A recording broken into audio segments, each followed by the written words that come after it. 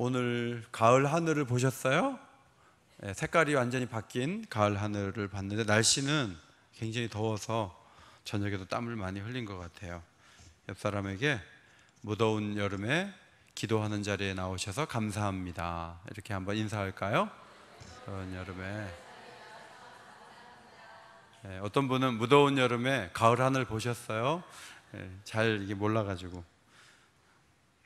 오늘 순종의 세 가지 이미지, 그런 제목의 말씀을 가지고 함께 은혜 받기를 원합니다. 인생길은 선택의 연속이잖아요.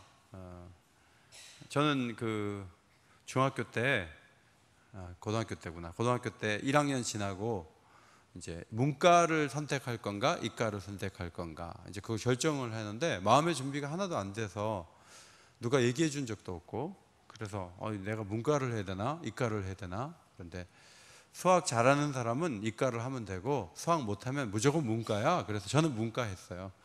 그런데 이게 정하는 게 참, 이게 문과를 정했는데 나중에 뭐 기술 쪽으로 가고 싶다, 그러면 이제 대학 갈 때부터 이게 막히고 어려운 거예요. 대학 가서도 전공을 자기가 원치 않는 거를 정한 다음에 굉장히 고생하는 분들이 많고, 그 다음에 특별히 중요한 또 선택이 직장 또 잘 가는 거잖아요. 그리고 선을 10번도 보고 20번도 보면서 평생 살 사람을 또 정하는 것도 굉장히 중요한 그런 문제라고 볼 수가 있습니다. 아무 데서나 가서 살면 될 것 같지만 거주지를 정하는 것도 굉장히 신중하게 저희가 잘 정해야 되는데, 이런 선택이 10년 뒤와 20년 뒤에 내 삶을 완전히 바꿔 놓을 수 있다는 점에서 선택하는 것은 매우 매우 중요한 것이라고 볼 수가 있죠. 하나님께서 우리에게 신앙을 주신 이유 가운데 하나는 선택을 잘 하라고, 좋은 선택을 하고 올바르게 선택하고 하나님 기쁘시게 선택하라고 우리를 말씀으로 훈련시켜 주시고 또 신앙의 길로 걸어갈 수 있도록 인도해 주셨습니다. 본문에 하나님께서 몇 가지 이미지를 통해 유다 백성이 더 나은 사람들이 되기를 원하는 마음을 전해 주셨는데, 13절에 처녀라는 말이 나오잖아요. 처녀 이스라엘. 원래는 이 문장상 처녀 이스라엘이라고 하면 안 되고 다른 말을 써야 되는데, 원래 처녀였다는 거예요. 원래 순수하고 좋았다는 의미로 처녀 이스라엘이 지금 엉뚱한 일을 하고 있네, 이제 그런 말씀을 하신 거예요. 그 다음에 14절에서는 만년설로 사시사철 눈이 이렇게 덮여 있는 레바논 산, 그 산을 모두가 이렇게 보고 있잖아요. 그 산에 대한 이미지를 말씀하시고, 그 다음 15절에 옛길과 곁길, 이렇게 길에 대한 말씀을 주고 계십니다. 그래서 15절처럼 반대 개념을 13절과 14절도 연결을 해보면 13절을 처녀와 창녀, 그 다음에 만년설로 눈이 덮이고 차가운 물이 흘러내리는 시내와 눈이 다 없어지고 말라버린 시내, 그리고 옛길과 곁길, 이렇게 상반된 이미지를 우리 대조해서 생각해 볼 수가 있습니다.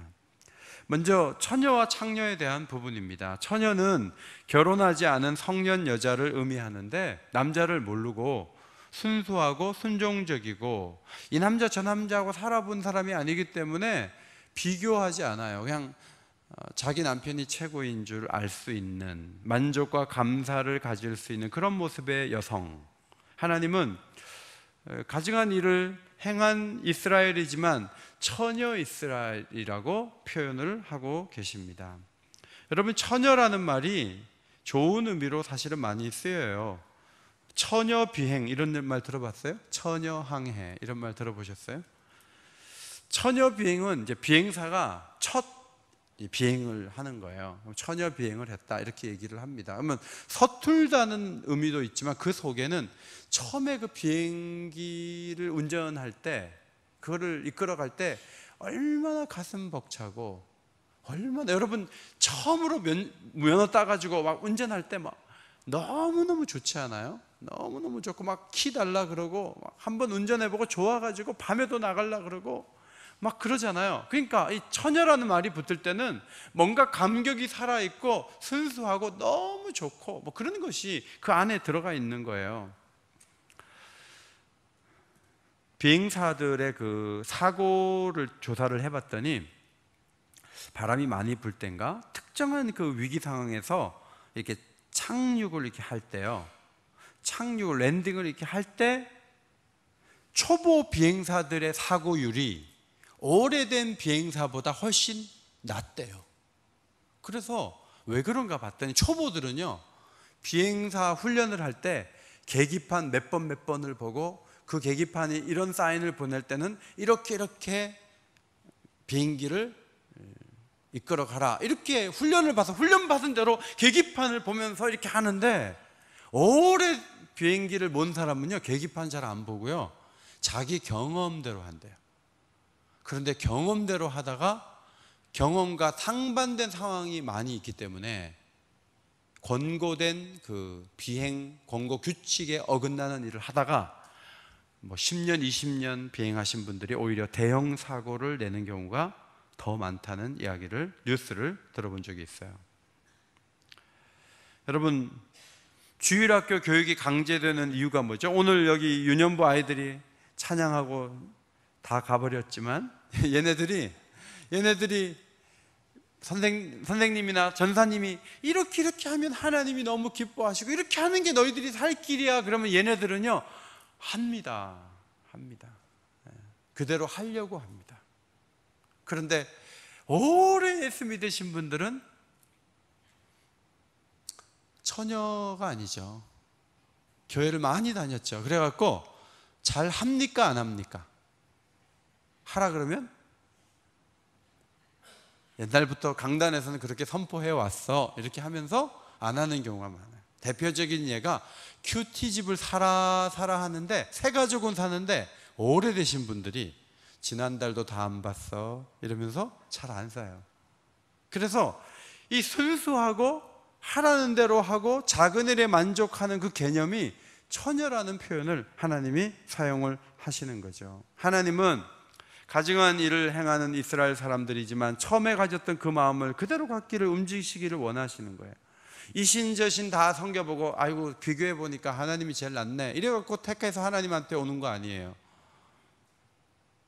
그냥 처음부터 하나님밖에 없고 하나님이 최고고 비교해서 좋은 게 아니고 하나님 자체가 좋은 거예요. 처녀의 좋은 점은요 비교하지 않는 거예요. 한 분만 바라보고 그분으로 만족하는 거예요. 그분만을 예배하는 거예요. 음행하던 여인이 짧은 시간 안에 영적 처녀가 된 사건이 수가성의 여인이고요, 늘 돈에 밝은 그 삭개오가 순수한 처녀와 같이 변화된 것이 주님이 하룻밤 머문 다음이에요. 그래서 성경은 계속 이 처녀의 그 마음을 계속 회복하는 과정을 보여주는데 그것이 바로 부흥의 비결이고 성도들이 나아가야 될 길이라고 볼 수가 있는 거죠. 예수님을 딱 만나보니까 6명의 남자가 줄 수 없는 행복이 있고요, 예수님하고 하룻밤 대화해 보니까 돈을 쌓아놓고 있는 것보다 훨씬 더 나은 가치를 발견하게 된 거예요. 자, 이런 사람들의 변화는 다 주님이 찾아가신 목적을 이루어내는 것이라고 볼 수가 있습니다. 성경에 여러분이 위대하다고 본 사람들 전부 다 처녀의 정신을 가졌어요. 다윗은요 노년에 자기 일 마무리하면 되는데 뭐 성전 짓는다 그럽니까? 그냥 마무리 잘 해가지고 그냥 이 솔로몬한테 물려주고 네 알아서 해라, 나는 뭐 거절당했다 이러면서 뒷짐지고 있으면 되는데 우리 아들 성전 짓기 한다 그러면서 다 아버지가 얼마나 많은 일을 했는지 몰라요. 느헤미야도 그 좋은 자리에 앉아 있으면서 왕의 술관원으로서 왕의 오른팔처럼 신뢰받고 그 큰 제국에서 떵떵거리며 살면 되는데 처녀 같은 마음이 있어가지고 예루살렘 성문이 불탔다는 말을 듣고 달려가가지고 성벽을 52일 만에 재건하고 열정을 보여주잖아요. 다니엘도요 처녀 같은 마음이 있어서 음식 먹는 거 가지고 자기를 더럽히지 아니하리라 하고 환관장에 나아가서 자기를 좀 시험해 보라 하면서 채식을 하면서 더 맑은 표정을 짓고 더 맑은 모습으로 인정을 받는, 이게 다 하나님을 향한 순수한 사랑이에요.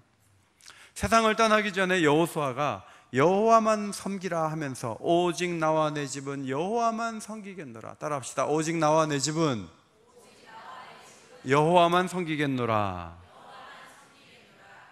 하나님을 계속 섬겨왔는데 너희들 알아서 해라 하고 그냥 여호수아가 죽지 않고 마지막에 오직 나와 내 집은 여호와만 섬기겠다 하니까 온 백성들도 우리도 여호와를 섬기리니 그는 우리의 하나님이십니다. 자, 이런 말씀이 여호수아 24장에서 확인됩니다. 우상 숭배를 하는 가증한 일을 하는 자는 음행하는 자고 창녀예요. 창녀는 뭐냐면요, 한 사람과의 관계에서 만족하지 않고 여기저기에서 쾌락과 자기 목적을 위해서 살아가는 추한 사람이 창녀예요. 하나님께서 이스라엘 백성들에게 아주 불쾌한 얘기를 참 많이 하셨는데 그것은 너희들이 창녀 같다 이런 얘기를 많이 하셨어요. 예레미야 2장과 3장에 많이 하셨는데 2장 20절이에요. 나는 순종하지 아니하리라 하고 모든 높은 산 위에서와 모든 푸른 나무 아래에서 너는 몸을 굽혀 행음하도다. 하나님께 난 순종 안 할 거야. 그러면서 높은 산 위와 모든 푸른 나무는 구약에 자주 등장하는 것인데 이게 뭐냐면 종교의식이 치러지던 장소예요. 여기 가가지고 남편인 아닌 이성과 음란한 일을 행하는 여자처럼 했다는 거예요. 자, 이것이 두 가지 문제예요. 하나는 하나님과의 결혼 계약 위반이 문제고요. 두 번째는 남편보다 훨씬 못한 정부와 놀아나서 나중에 비참한 결과를 가져왔다는 것이 문제죠. 그러니까 결혼한 여자가 해서는 안 될 일을 하나님의 아내라고 볼 수 있는 이스라엘은 많이 행했다는 것입니다. 가치 없는 것들을 따라다니다가 자신들이 정말 위기 때 아무도 안 도와줘요. 도와줄 수도 없어요. 우상이 저들을 타락시킨 것이 아니라 자기네가 우상을 만들어냈고 아무것도 도움받지 못하는 허무한 상황으로 가게 된 거죠. 북한이 지금 미사일이 우상인 것 같은데, 핵이 우상인 것 같은데, 여러분 핵이 북한을 지켜주지 못해요. 엉뚱한 것을 막 기대면서 큰 소리치고. 문제는 신약 성경에 가면 우리가 잘 아는 대로 바리새인과 사두개인들이 있는데 이 사람들이 우상 숭배를 하지 않았잖아요. 그런데 마태복음 23장을 읽어보면 우상 숭배자 이상의 아주 음란한 사람들처럼 예수님이 말씀하셨어요. 이들은 말만 하고 행하지 않고 사람들에게 보이고자 하는 잘못을 저지르고 좋지 않은 영향을 미쳐서 자기를 따르는 사람들을 훨씬 악한 사람을 만들어 놓고 율법의 조문은 지키지만 정신은 잃어버리고 겉은 깨끗하나 안은 더러워지고 신앙적으로 사람들이 보기에는 막 보였지만 선지자들을 죽이고 예수님을 십자가에 못 박아 죽이는 잘못을 범했어요. 자, 이 사람들은 신앙적으로 열심히 있는데 처녀가 아니에요. 이 사람들은 거듭 화 있을진저라고 말씀을 들어야 했던 창녀와 같은 사람들이었어요. 그래서 신약에 오면 죄라고 하는 게 뭐냐면 꼭 우상에게 가가지고 고개 숙이는 것만 죄가 아니에요. 성경 말씀을 다 지키고서도 화 있을진저가 될 수가 있는 게 신약 성경이에요. 여러분, 예수님이 필요 없는 방법이 뭔지 아세요? 예수님이 전혀 필요 없이 신앙생활 하는 방법은요, 여러분이 모든 일에 철저하면 돼요. 기도 시간에 한 번도 안 빠져. 성경도 너무너무 열심히 봐요. 모든 일에 최선을 다해서 하나님의 도움이 필요가 없어요. 자기는 아침부터 저녁까지 다 지켜. 그렇게 하면 내게 권리라는 것이 생겨납니다. 이제 권리가 되는 거죠. 내가 이것도 저것도 하고 그걸 20년, 30년을 내가 교회를 그렇게 했는데 나는 권리가 있어. 이렇게 나오는 거예요. 그럼 내가 그런 권리를 지키고 법을 다 지키다 보면 하나님 뭐 해줘야 되냐면 무조건 응답해 주셔야 돼. 행복한 삶을 주셔야 돼. 사후에 천국에 들어갈 입장권 주셔야 돼. 하나님이 의무가 있고 나는 권리가 있는 거예요. 그 사람에게 값없이 은혜로 용서해 주실 구주가 필요가 있는가 하면 없는 거예요. 자, 이 사람이 누구냐면 탕자에 비유해서 형이에요. 여러분이 잘 보시기에 동생은 창녀고 형은 처녀 같죠? 그런데 성경은 둘 다 창녀인데 더 큰 창녀는 형이었다, 그렇게 성경이 기록하고 있는 거예요. 형은 더 지독한 우상 숭배자예요. 방식이 다를 뿐 형과 동생이 똑같이 자기 자신에게 집착했어요. 문제는 형이 아버지를 기쁘게 하는 길이 너무 쉬운 길이 있는데 그걸 안 해요. 아버지에게 상처를 줘요. 아버지가 기뻐하는 게 뭐죠? 동생하고 잘 지내는 거예요. 동생이 왔으니까, 잔치 자리 마련했으니까 와서 밥 먹으라 그러는데 집 밖에 있으면서 나는 못 들어갑니다, 이렇게 나오는 거예요. 이것이 형의 모습이에요. 그것을 보면 한 번도 아들의 목표가 아버지의 행복이 된 적은 없었어요. 동생의 신분이 회복되자 자기 유산의 지분이 줄어든 것이 이제 화가 나서 본색을 드러내고 말았습니다. 모든 수단을 동원해서 아버지에게 상처를 입히고 반항하는 거예요. 그래서 죄가 뭐냐 하면 율법에서 벗어난 것만이 아니라 재판장인 하나님의 자리에 내가 올라서는 게, 이게 죄예요. 제가 목회를 하면서 제일 위험한 교인들이 누구라고 보냐면 모든 판단을 자기가 해요. 자기가 하나님. 그래갖고 뭐 누군 이렇고 누군 저렇고. 여러분, 그 사람이 얼마나 위험한 사람인지 아세요? 얘기를 하다 보면 자기가 한국교회 다 판단하고 자기가 이것저것 다 판단하고 자기는 싹 빠져요. 이게 얼마나 위험한 우상숭배자인지 아세요? 그래서 여러분, 비판하고 남의 얘기 많이 하는 사람 곁에 있으면 같이 우상숭배하는 거예요. 왜냐하면 그 사람 자신이 하나님이기 때문에 그래요. 오늘날의 창녀는요, 뭐 금송아지 섬기는 사람들이 아니에요. 오늘날의 창녀는 자기가 하나님인 사람들이에요. 그 사람들을 경계해야 되고요. 우리 모두가 남에 대해서 궁시렁궁시렁하고 말을 많이 할 때는 내가 나를 섬기고 있고 내가 하나님이 되고 있구나, 이렇게 보면 돼요. 그래서 지난 한 주간도 여러분이 입술로 누구는 이렇고 누군 저렇고, 트럼프는 이렇고 김정은은 이렇고, 우리가 뭐 그런 얘기도 많이 하지만 정말 우리 자신을 돌아보면서 하나님 한 분에게 더 집중할 수 있는 마음, 사랑에 식지 않고 다른 것을 사랑하지 않고 순수한 마음을 가지고 새로워지고 은혜로워지고 그런 길을 걸어가게 되시기를 주의 이름으로 축원합니다. 그 다음에 14절은 만년설로 덮인 그 레바논 산과 눈이 다 녹아내린 산을 이렇게 비교를 하는 거죠. 레바논의 산이 눈이 이렇게 있어요. 저는 이제 만년설을 어디서 봤냐면 LA에서 봤거든요. LA 쪽에 그 라미라다라는 도시가 있는데 거기에 저쪽에 3,000m 정도 있는데 거기 백두산보다 높은 거예요. 근데 거기에 늘 눈이 있어요. 여름에도 눈이 있어요. 눈을 이렇게 볼 수가 있는 거예요. 그러니까 높으니까 여러분 이제 한라산도 이렇게 넘어가다 보면요, 막 밑에 너무너무 더운데 산을 이렇게 올라가서 1137번 도로로 이렇게 올라가다 보면 창문을 딱 열면요, 시원한 바람이 불기 시작해요. 그래서 이게 점점 올라가서 이게 3,000고지, 4,000고지 되면요, 거기는 영하예요. 그래서 늘 거기에 눈이 있는 거예요. 그것이 계속 녹아내려가지고 밑에는 강이 되고 시내가 돼서 차가운 물이 막 흘러내리는 거예요. 그런데 그 산의 그 모습이 할아버지 때도 그랬고 내가 봐도 그렇고 우리 손주가 나중에 봐도 거기는 늘 하얀 눈이 있는 거예요. 자, 그것이 자연스러운 모습이에요. 그러니까 하나님을 섬기는 것이, 옛날에 유대인들이 늘 하나님을 섬기고 예배하고 그랬거든요. 그러다가 지금 망가져가지고 예배가 다 무너지고 막 그러는데 하나님이, 야, 너희들은 그냥 계속 나를 섬기고 계속 언약 관계에 충실하고 나하고 이렇게 좋은 관계로 지내고, 그게 너희들의 자연스러운 모습이고 정상적인 모습인데 너희들이 어떻게 하다 그렇게 됐냐, 그렇게 말씀하시는 거예요. 여러분에게는 금요일 저녁이 만년설로 늘 덮여 있는 레바논 산인 거예요. 그래서 금요일 날은 절대 딴 데 안 가. 그래가지고 늘 여기 오시는 거예요. 귀하시죠. 제가 새벽 예배 때도 이렇게 보면은 연세가 70, 80 되신 분들이 5시 10분 정도 되면 뭐 깨만히 와 계세요. 늘 거기에 계세요.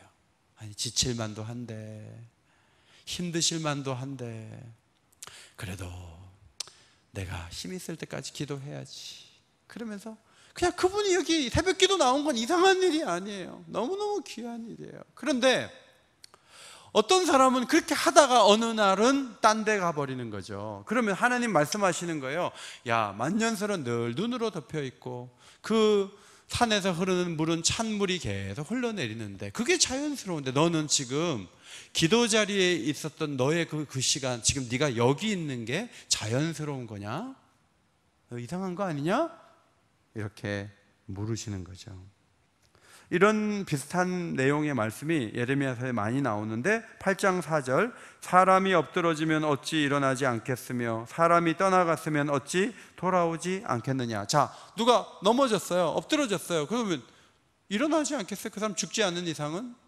누가 어디 떠났어요, 공항에 나갔어요, 외국 갔어요. 그럼 좀 있으면 돌아온단 말이죠. 그거 나갔으면 돌아오고 엎어졌으면 일어나는 게 당연해요. 생명이 있으면 그냥 원래 자리로 이렇게 나가는 게 마땅하다는 거예요.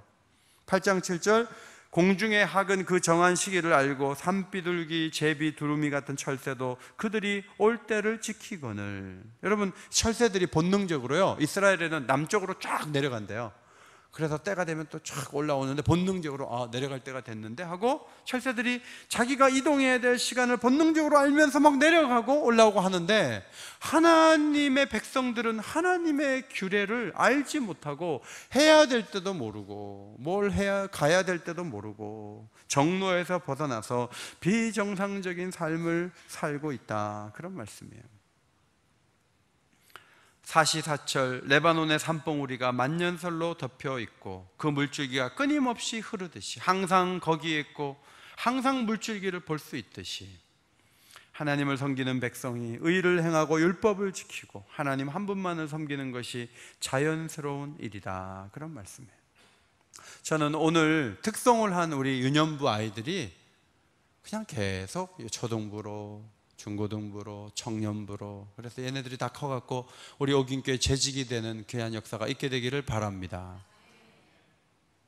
제가 얼마 전에 보니까 우리 교회 출신인데 커가지고 교회를 안 다니더라고요. 그러면서 내가 주일학교는 다녔지만 하나님이 정말 있다고 나는 확인하기 전까지는 좀 교회 다니는 걸 보류하고 내 마음대로 좀 살아봐야 되겠어. 여러분, 그렇게 되면은 그것은 하나님 보시기에 부자연스러운 모습이라는 거죠. 자, 이 금요기도에 나오시는 일이 여러분에게 특별한 일이 아니라 평생의 일이 되시기를 축원합니다. 기도하는 일이 특별한 일이 아니라 평생 우리가 계속 해야 될 일이고, 성경을 묵상하고 성경을 사랑하고 말씀대로 사는 것이 특별한 일이 아니고 우리가 그냥 호흡하듯이 그것이 우리에게 자연스러운 일이 되고 그것이 우리에게 기쁨이 되고 그런 축복이 있게 되시기를 바랍니다. 저는 아침에 뭘 먹냐면 빵 한 쪽 먹어요. 우리 집사람이 밥을 안 해줘요. 빵 한 쪽하고 잼을 발라요. 잼을 바르고 그리고 그 위에다가 도마도를 이렇게 얇게 잘라갖고 2개를 얹고 그 다음에 달걀을 이렇게 해가지고 이렇게 먹고 하고 좀 형편이 좋으면 치즈 같은 것도 하나 이렇게 깔아가지고 이렇게 해서 커피하고 먹어요. 먹는데 그렇게 먹은 지가 그렇게 오래됐어요. 오래됐는데 늘 먹는 그 음식이에요. 달라지지 않아요. 저희 집사람은 바꾸지 않습니다. 늘 똑같이 계속 아침을 그렇게 해주거든요. 그런데 얼마 전부터 그런 생각이 들었어요. 아침에 그렇게 그 빵 한 쪽을 먹는 게 너무너무 좋다, 행복하다. 밥을 먹으면서 이 빵을 먹으면서 얘기를 하고 너무 부담 주지 않으면서도 필요한 영양소는 다 들어가 있고, 그래서 빵 먹는 시간이 자연스럽고 나는 참 좋다, 그런 생각이 들었어요. 며칠 전에 우리 에스라 지체들하고 청진동 해장국집에 갔어요. 그랬더니 막 국에다가 막 초콜릿 같은 거 넣어주더라고요. 또 초콜릿, 턴지. 근데 난 다 하나도 넣지 말라 그랬는데 막 초콜릿 국물이 막 보이는데 이게 특식으로 나온 건데 난 먹을 수가 없더라고요. 그래서 저는 아침에 커피하고 빵 한 쪽 먹는 게 너무너무 행복하고 좋은 거예요. 여러분, 뭐 어디 다른 데 특별한 데 가가지고 막 큰 교회 가가지고 한 5천 명 속에 들어가면 행복할 것 같지만 그렇지 않은 거예요. 그냥 오긴교회 이 시간에는 이 자리가 여러분 인생에 제일 행복하고 좋은 시간이 되시기를 주의 이름으로 축원합니다. 우리 중고등부는 아멘 좀 하세요. 중고등부는 평생에 하나님을 섬기는 일이 자연스러운 일이 되고 레바논의 만년설이 거기에 늘 있듯이 주님을 예배하고 찬양하는 일에 늘 그 자리에 있는 우리 청소년들 되시기를 주의 이름으로 축원합니다. 그 다음에 마지막 15절 바른 옛길과 빗나간 곁길을 말씀하고 계시죠. 옛길은 하나님이 기뻐하시는 율법과 선지서를 통해서, 선지자들을 통해서 주신 말씀을 따라가는 길이에요. 그게 옛길이에요. 오래된 삶의 방식이에요. 그런데 반대말은 새 길이 아니고 따라합시다. 곁길. 곁길이에요. 옛길은 하나님이 만들어 놓으신 길이고 곁길은 내가 낯가지고 막 숲을 헤치면서 내가 길을 만들어 가는 거예요. 그게 곁길이에요. 곁길은 낯선 길이고요, 옛길에서 벗어난 부도덕한 길이에요. 하나님을 버리고 우상을 숭배하다 보니까 율법이 제시한 길을 벗어나서 위험하고 어리석은 길로 걸어갔다는 은유적인 표현이에요. 우리 서촌이 이렇게 개발된 이유가 옛길이 많아서 그렇잖아요. 옛길이 꼬불꼬불 이렇게 있고, 사실 이 종로에 이런 동네가 있다는 것은 굉장히 특별한 일이라고 합니다. 옛길에 추억이 있고, 옛길은 분주하지 않고, 옛길은 정이 있는 거예요. 근데 저는 우리 동네 이 골목길보다는 저기 그 분당이나 광명에 가갖고 신도시를 보면 저는 훨씬 좋던데. 여러분 어때요? 우리 중고등부 아파트 많은데 막 조경 잘 해놓고 옆에는 막 물이 흐르고 막 인라인 스케이트 막 타고 다니고 막 그런 동네가 좋아요? 아니면 인라인을 전혀 탈 수 없는 보도블럭이 이렇게 빠져가지고 구멍이 나 있는 옛길이 좋아요? 어느 길이 좋아요? 1번이 좋아요. 오늘 옛길은 뭐 정이 있고 뭐 추억이 살아있고 그런 의미가 아니고요, 하나님께서 오래전부터 가라고 한 길을 의미하는 거예요. 그런데 우상을 자꾸 숭배하다 보니까 옛길에서 걸려 넘어지는 거야. 자꾸 왜 우상 숭배하냐고, 왜 죄를 짓냐고, 왜 도둑질 하냐고 자꾸 그러니까 자꾸 걸려 넘어지니까 옛길이 싫은 거예요. 그리고 내 마음대로 갈 수 있는 길로 가보겠다는 거예요. 그것이 곁길이 되는 거죠. 곁길은 하나님이 닦은 길이 아니에요. 인위적인 길이고 내 마음대로 사는 길이에요. 그런데 사람이 죄를 짓다 보면 그 길이 더 좋아 보이는 것입니다. 오늘 여러분 기도하러 나온 이 자리가 옛길이에요. 아멘. 율법을 주야로 묵상하며 말씀대로 사는 것이 옛길이에요. 예배를 소홀히 하지 않고 하나님의 영광을 위해 사는 게 옛길이에요. 혼자 믿지 않고 가족들을 주님 앞에 어떻게든 세우려고 몸부림치면서 눈물을 흘리면서 기도하는 것이 옛길이에요. 여러분 옛날같이 나라를 위해서 기도했다면 어떤 권사님이 그러시더라고요. 목사님, 옛날엔 나라가 좀만 어려워도 삼각산에 기도하는 사람으로 인산인해를 이뤘다고. 지금 사실 여러분 되게 위험하지 않아요? 트럼프하고 김정은하고 좀 비슷한 성격이기 때문에 싸움은 비슷한 성격이 만나면 하는 거예요. 우리 문재인 대통령은 전혀 다른 사람이에요. 가운데서. 그런데 이 둘이 막 으르렁거리면서 이게 어려워질 수 있잖아요. 그럼 옛길은 뭐냐면 그럴 때 하나님께 부탁하는 거예요. 하나님을 의지하는 거예요. 하나님의 뜻을 구하는 거예요. 곁길은 뭐냐면 기도하지 않고 어떻게 되겠거니 하고 가만히 있는 거예요. 기도하지 않는 거예요. 하나님 대신 사람을 믿는 게 곁길이에요. 율법을 따라가지 않고 세상 흐름을 따라가는 게 곁길이에요. 탐심을 쫓아 분주하게 움직이는 게 곁길이에요. 모든 생각의 중심과 관심을 자기 자신에게만 두는 게 곁길이에요. 제임스 패커 박사가 아름다운 노년이라는 책을 쓰셨어요. 제가 그 책을 한 달 전에 읽었거든요. 그런데 그 책에 이런 말이 있어요. 노화하는 그리스도인도 마음과 생각의 중심을 옛길에 둬야 된다. 옛길은 제가 집어넣는 거예요. 이 말씀에 둬야 된다. 그렇게 기록을 했어요. 몸 때문에 영적인 것도 느려져서는 안 된다. 열정을 계속 유지해야 된다. 자, 우리가 앞으로 살아가야 될 미래는 어떤 것인가 하면 따라합시다. 잘 아는 분이 살고 계시는 잘 모르는 날입니다. 무슨 뜻인지 알겠어요? 잘 아시는 분 하나님이죠. 하나님이 잘 알고 계시는, 살고 계시는, 우리는 잘 모르는 날이에요. 그럼 미래를 우리가 잘 살려면 1674년 토마스 켄이라는 사람의 3가지 조언이 있는데, 하루 단위로 하나님을 위해 사는 거, 하루 단위로. 그 다음에 현 순간 속에 사는 거예요. 너무 과거에 붙잡혀 있지 말고, 추상적인 미래만 붙들지 말고. 그 다음, 주께서 부르시면 언제라도 떠날 준비를 하고 살라는 거예요. 지금 우리 문화에서 노인들에게 하는 얘기를 가만히 보면 곁길이에요. 문화의 조언은 한쪽으로 치우친 곁길이에요. 쉽게 말하면 제임스 패커 박사는 그렇게 얘기해요. 게으름과 방종과 무책임을 노년기의 목표로 처방한 모습이다. 아유, 그렇게 일했는데 뭐 이제 쉬어. 뭐 이제 은퇴했는데 그냥 이제 그렇게 애쓰지 않아도 돼. 이제는 젊은 사람들이 해야지. 이제 뭐 됐어.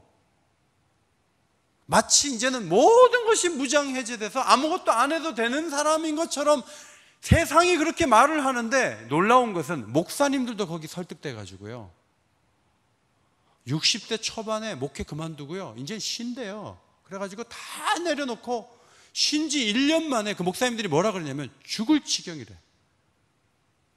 내가 이럴 줄 알았으면 60대 초반에 은퇴 안 했다. 그런데 내가 여행도 하고 다 해보는데 1년 하니까 더 이상 못 하겠다는 거예요. 여러분, 우리가 원하는 것 정말 노년에 한번 실컷 해보는 게 우리 목표가 되면요, 해보세요. 1년만 하면요 지겨워서 못해요. 우리의 삶의 가치라는 것은 내가 원했던 걸 나중에 한번 실컷 1년 하라고, 그게 목표가 되는 게 아니에요. 그렇게 잘 쉰 다음에요, 다시 한번 주를 위해서 달려가려고 할 때 삶에 의욕이 있고 열정이 있는 것이지, 더 나은 대우를 받아야 된다는 이 노인들의 권리의식은 뭔가를 배우거나 타인의 유익에 헌신할 의무가 없다는 생각을 가져온다. 그 결과는 지성이 묵혀지게 되고 더 빠른 치매를 불러온다. 어떤 연로하신 분이 보낸 글에 이런 내용이 있었어요. 늙어가면서 무엇보다도 중요한 것은 스스로 자신을 잘 대접하는 것이다. 사고 싶으면 사고, 즐길 거리 있으면 꼭 즐겨라. 사귀고 싶으면 이성과 연애를 하면서 죽기 전에 쓸 수 있는 돈만이 내 돈이다. 몸이 허락하는 한 가보고 싶은 것을 다 가봐라. 더 늦기 전에 인생을 즐겨라. 자신이 자신을 진정한 최고로 대접하며 살아보자. 여러분, 이게 바로 곁길이에요. 이게 옛길이 아니에요. 이것은 새 길도 아니에요. 그리스도인은요, 목표가 뭐냐면 하나님을 기쁘시게 하는 거예요. 아멘. 하나님을 기쁘시게 하는 게 그리스도인이 목표예요. 이 한 가지 힘을 보고, 이 한 가지에 힘쓰고, 이 한 가지만을 위해 살 때 우리는 좋다, 너무너무 감사하다, 이게 나오고요, 나를 위해서 한번 살아보자. 살아봐요. 한 1년만 살아봐요. 비참하게 됩니다. 어렵게 됩니다. 행복하지 않습니다. 그래서 몸이 노쇠해져도 하나님을 향한 열정을 잃으면 안 돼요. 저는 시니어들이 95세까지 새벽 기도 나올 수 있는 체력을 갖게 되시기를 주의 이름으로 축원합니다. 아멘. 몇 세? 미안해요. 100세.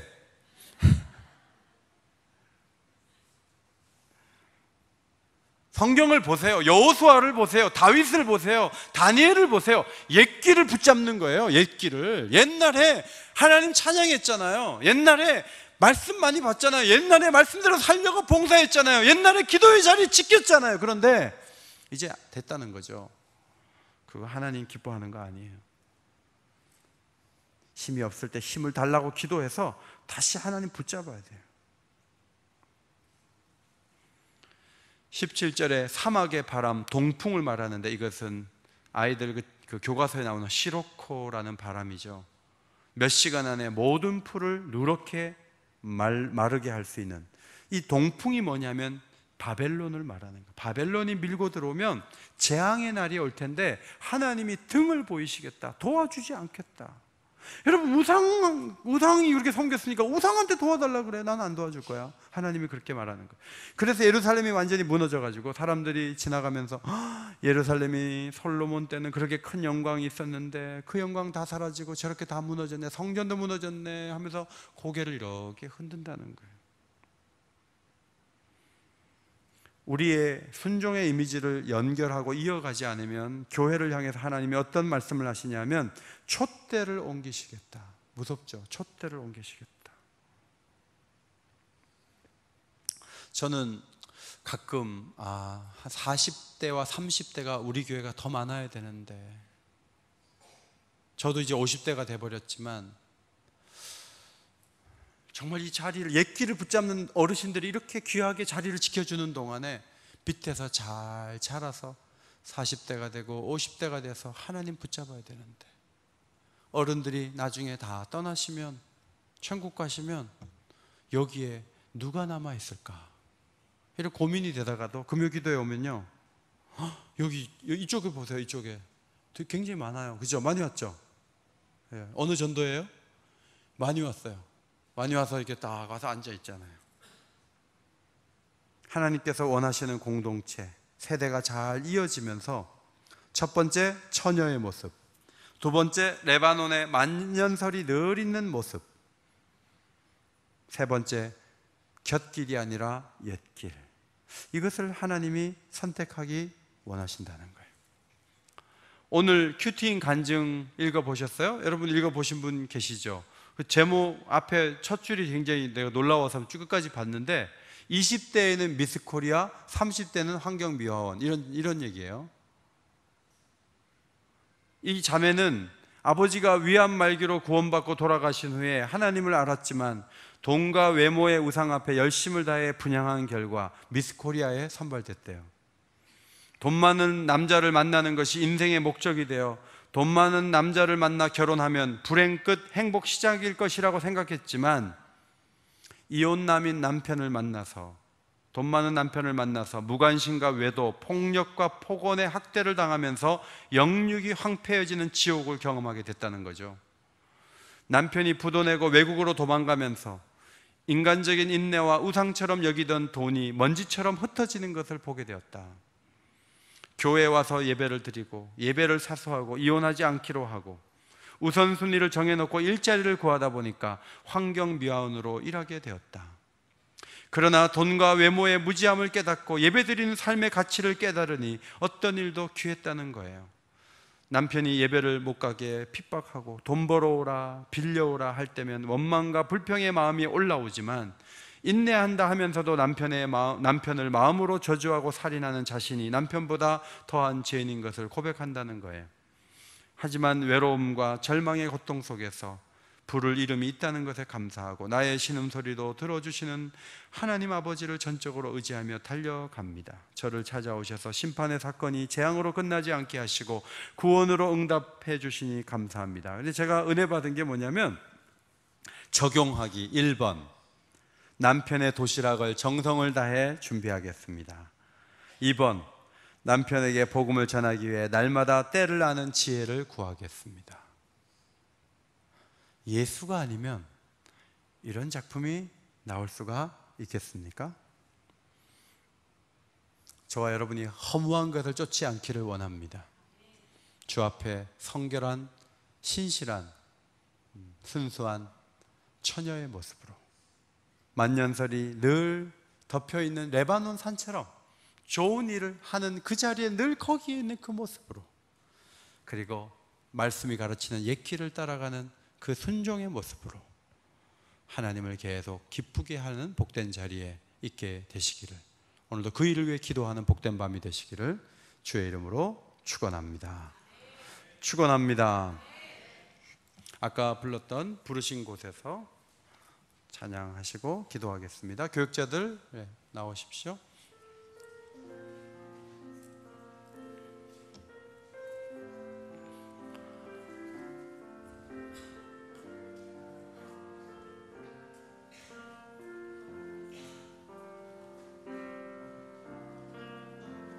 따스한 성령님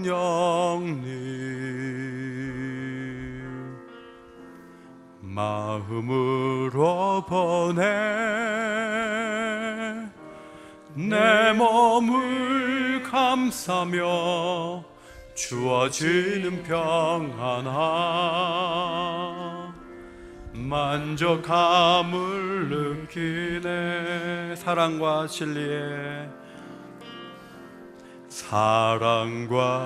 진리에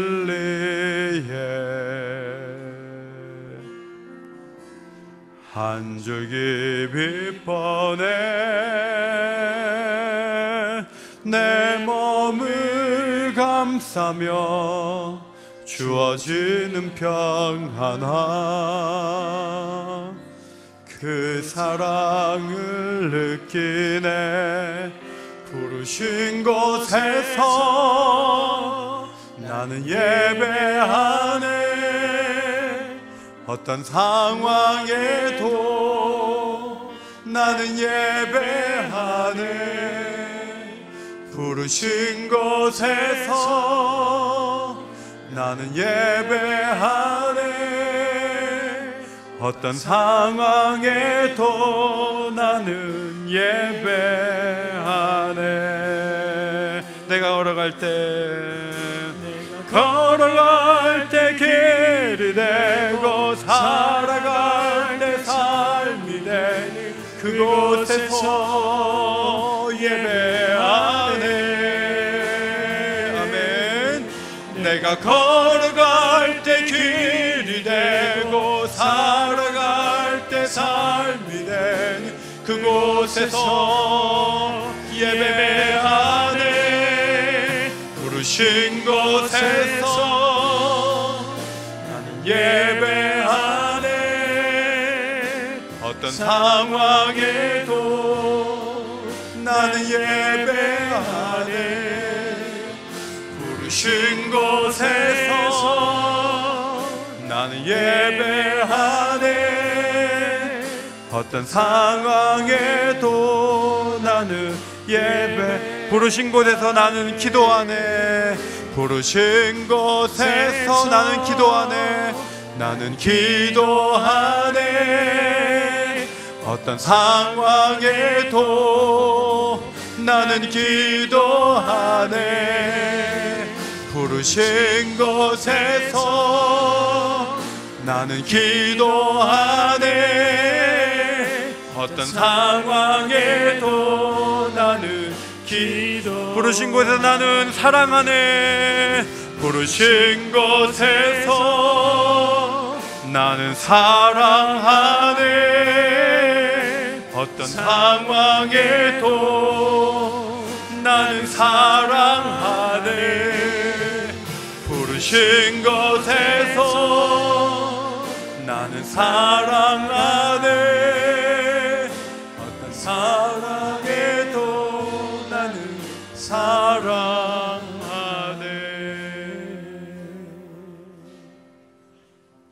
하나님께서 우리를 부르실 때 처녀라고 불러주신다면 첫사랑을 회복하라는 뜻입니다.